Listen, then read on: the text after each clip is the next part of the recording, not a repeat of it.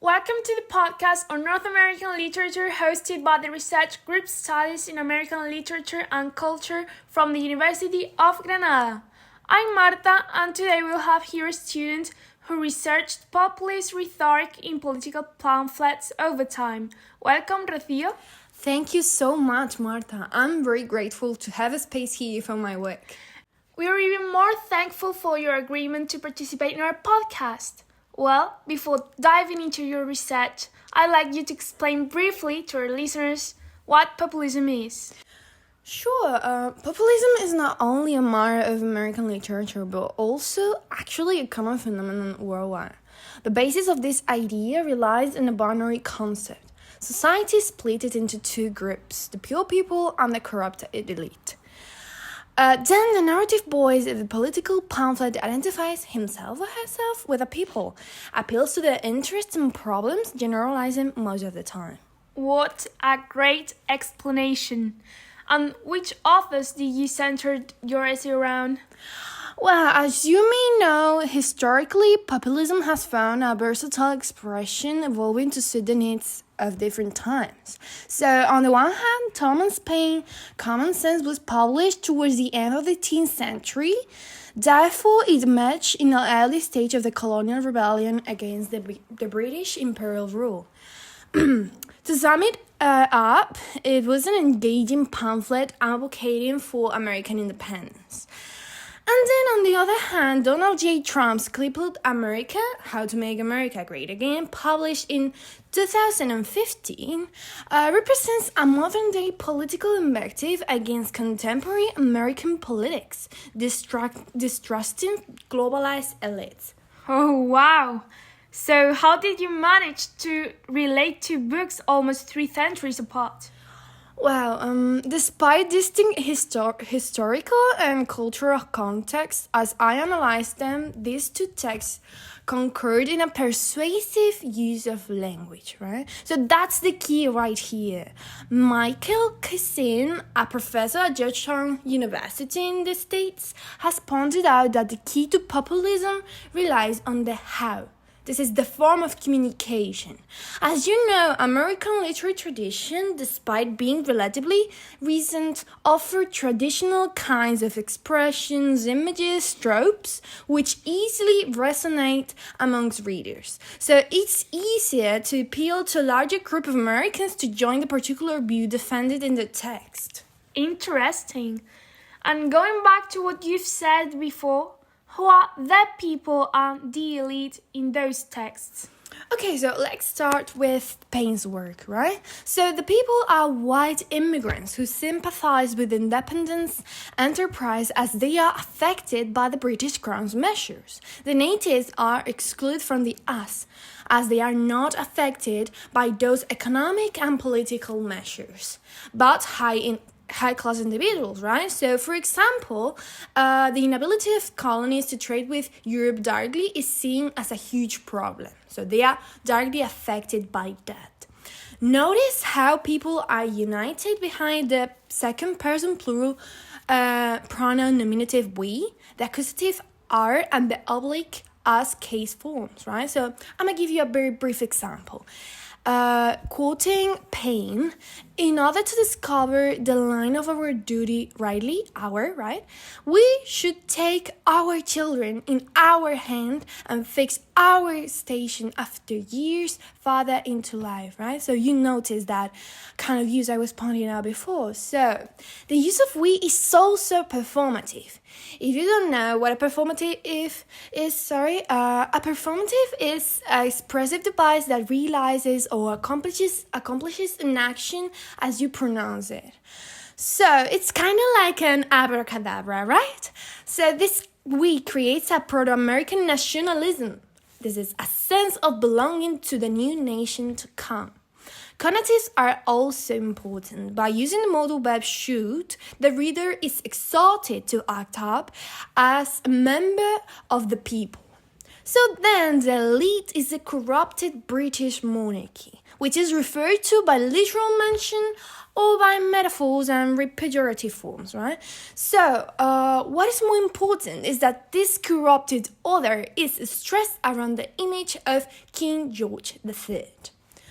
So then, in Trump's work, the we are indeed good Americans who have been fooled by ineffective leaders.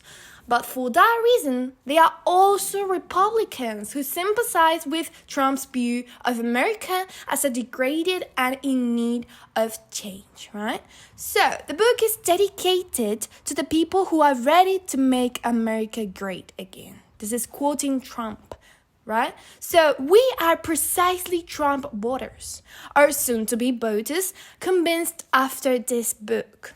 So, as plain text, the grammatical forms we as conectives and modal verbs I've talked about before are used for the reader to feel part of a community and vote for Trump in this case. The people must vote for him to win against the elite. The elite in this case is the Democrat government in power at that moment, which comes out clear when Washington, D.C. and Obama's figure are mentioned, insulted as failures and stupids. You notice how I ended up talking about specific individuals, right? I've talked about King George III and Obama, right? Yeah, I totally did. Nice. So the thing is that those texts are even more productive because they center their attack on a specific person. There's a clear culprit to blame for problems. So it is easier to detest a concrete individual rather than a collective. Oh, I see it. So, productivity is carried on to the climax when this enemy is totally vilified or even caricaturized. Feelings are easier to appeal than reasonable arguments, so authors use rhetorical devices to stress those emotions. How is that done? Okay, so it's easy. In common sense, readers see pejorative adjectives, kind of hyperbolic, belonging to the semantic field of evil and violence. So, readers see the most sanguine, barbarous and hellish power, murders. So, there's also repetition as well. The word government is repeated at least 80 times, being related to analogies that illustrate the violence the British ruler had inflicted, right? So these analogies are primal imagery. This is, they illustrate inhumane behavior, which matches with the before-mentioned violent and pejorative characteristics. So, for example, readers can see a mother who does not aid her child, and the British raping American. This is an economical abuse formulated by using the word prostitution, right? So, also notice at syntactic level, okay, that the people or white colonists are the object art whose semantic role is affected. This is, they are affected by the action emitted by the subject or the oppressive elite, right? So, talking about the example I put before, the mother is the agent. So, therefore, the child is affected. The raper is the agent and the prostitute is the affected. So, ideology even transcends syntax. Wow. Style becomes more direct. So this is parallel to Cripple America's conversational style. Seen in rhetorical questions which use the grammatical form you and images evoking death and loss, right? So it guides the reader to the desired reaction. This is pity, right? So for example, we may read, have you lost a parent or a child by their hands? If you have not, then you are not a judge of those who have, right? So it is a very powerful tool, right? That creates a very powerful effect on readers, right? Yeah, that's nonsense. It's totally effective. Yeah. So then in Cripple America, we see the same tools. Pejorative forms in this case are related to the semantic field of stupidness, of inability, right? So there are even more insults, which is totally vulgar. So readers can read impotent, loser, stupid, and failure. Moreover, those adjectives are accompanied by intensifying adverbs like total and very. There are also metaphors such as the trunk of the tree is rotting. That surprised me a little bit because I've never expected Donald Trump using metaphors, to be honest, but okay. So, and again, repetition is also used here as with an intensifying effect, right? So either by means of synonyms, we have impotent, stupid, loser, failure, or by literal repetition. Loser is repeated 5 times. So then there are also exclamations and capital letters used to appeal to emotions and build a loud and striking effect. Okay, so everybody, for example. So whilst in common sense there are moral epithets, this is related to evil. In corporate America, readers encounters monikers or nicknames, right, such as Obamacare, to mock Obama's government, also repeated several times through the reading. So, nicknaming isolates and personalizes the blame for being a failure in this case. So, those epithets or nicknames, despite seemingly simplistic, achieve the personalization of the enemy, associating the name with a ridiculing or derogatory characteristic. The personalization plus repetition makes the before-mentioned polarized framework even more effective, as characters are depicted in a way it favors each political speech purposes. So now talking about grammar, talking again about simplism, sentences tend to be noticeably short, which is a very typical form used with demagogical purposes. So briefness, aims to be faster and more effective. So, for example, they do nothing. This has to stop. I know how to fix it. So this is basically translated into they are bad and we are good. See how simple but effective it is. Indeed, but so far, what I get is that as the enemy is practically demonized, wouldn't that be a polarized framework or narrative? Of course, that's the point. Polarization involves filtering. This is, the reader's point of view is only filtered through what the narrative voice states. They accept binary claims. The elite is an evil monster and the people are poor affected individuals. After feeling anger, hatred, and pity, the reader sympathizes and also empathizes indeed with the pamphlet's argument. Language has an effect on speakers' attitude towards a message. That's how persuasion works. I totally agree with you. The way you explain this all in such a clear way is having an effect on me. I'm totally invested. Thanks for that. As you asked about the narrative framework before, I'd like to address both texts bifurcate, either in a decentralized, in Paine's case, or centralized narrative in Trump's case. Oh. So, the reasons behind it are more socio-historically conditioned. Brotherhood is always stressed in Paine's text, right? The rhetoric is decentralized mainly because the speech distrusts the centralized authority, right? And they reject the centralized government of the British crown. So the performative of the we, like as the pro-American nationalism, will be lost if the narrative was being changed. I mean, if the narrative became centralized, right? So therefore, it will be antithetical to make a shift into the I, because it will be lost, that pro-American nationalism. Okay, then in Trump's text, this shift into that I is concealed through the anecdote. First, the narrative voice uses the grammatical form we and the mobile verb, calling for common sense. And common sense is the need by the Americans of a leader, of a leader with common sense who can truly lead America in a rightful way. In a rightful way, right? So that's a whole thing about making America great again, right? That's a motto. So, there is where the anecdote is introduced, right? Built by a subordinate temporal clause introduced by the but when, right? So, when I started speaking out, I had no idea. That's what Trump says. So, this conceals false humility, right? Very common in all the book. For example, in the use of concessive sentences. Quoting Trump, "For years I have thought about, but resisted, running for the presidency." Wow, how humble.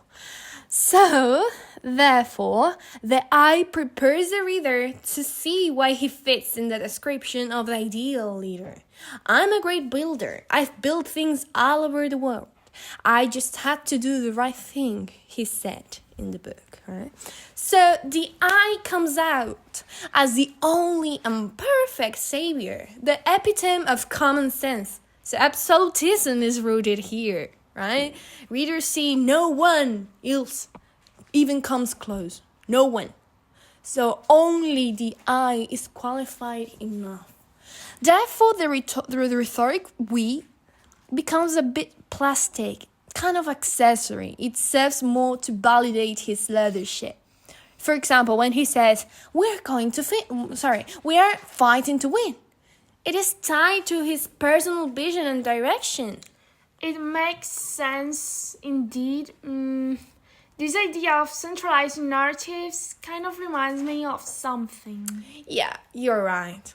I noticed that Trump's discourse fits the Hobbes Leviathan logic. Right? So, for those who may not know, Hobbes was a British philosopher who stated that the natural state of humans is to be conflict and anarchy. Then a powerful form of government centered around an ultimate sovereign was best for the people's protection, who would eventually give up some personal liberties for the greater good. So in Crippled America, readers see a national disorder introduced through fear-mongering, right? So mentioning words like debt, crisis, and terrorism. So what terrorism involves in the reading is even more macabre. Rape, kidnapping, lining up civilians in order to cut their heads off, right? So the major premise is the need for common sense in the midst of this messy America.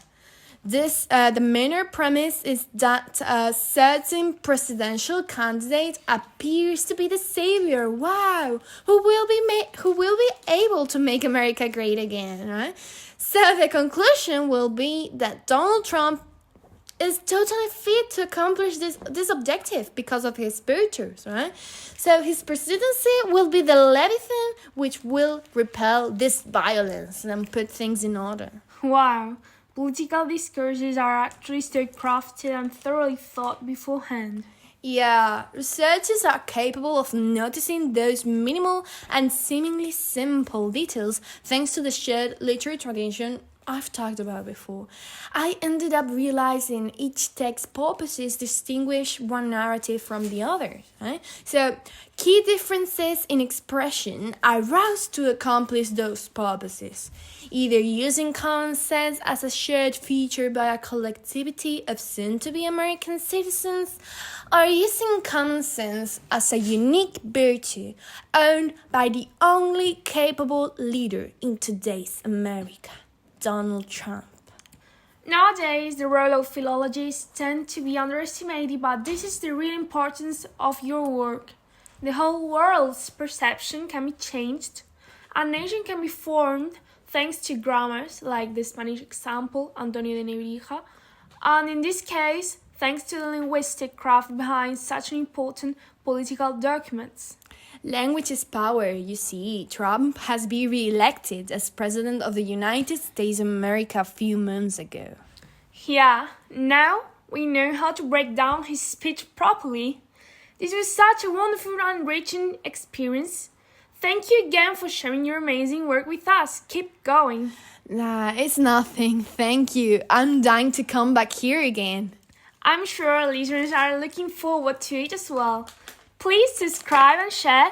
We'll have more interesting researchers collaborating with us in the near future. See you soon. See you!